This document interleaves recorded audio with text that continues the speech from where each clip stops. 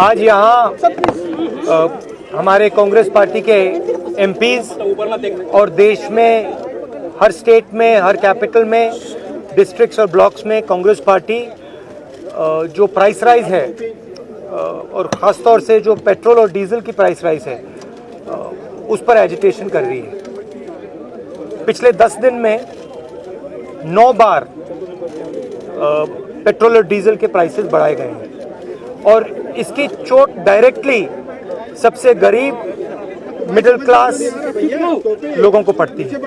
हमारी मांग है कि ये जो प्राइसेस बढ़ती जा रही हैं, महंगाई बढ़ती जा रही है और जो पेट्रोल और डीजल के दाम बढ़ते जा रहे हैं, इनको सरकार कंट्रोल करे और पेट्रोल और डीजल के दाम बढ़ाना बंद करे।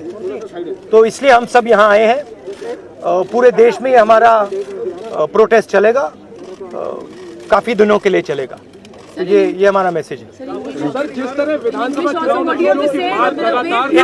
in English we can see that petrol and diesel prices are climbing rapidly.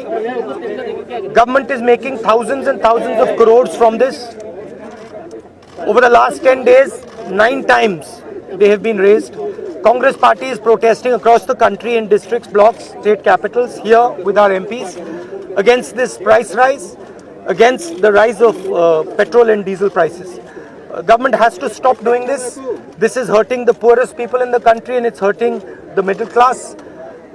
Government has to ensure that prices do not rise and they stop raising diesel and petrol prices. Thank you.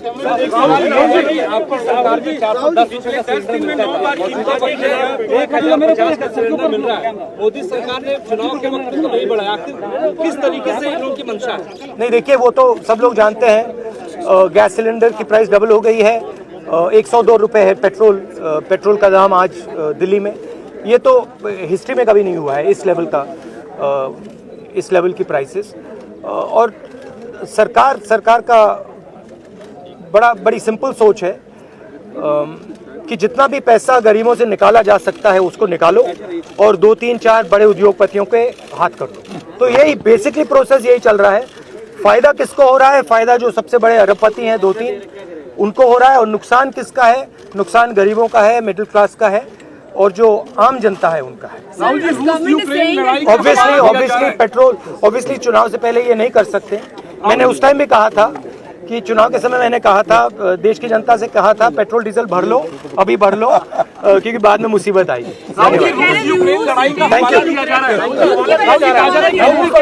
लड़ाई हो रही है।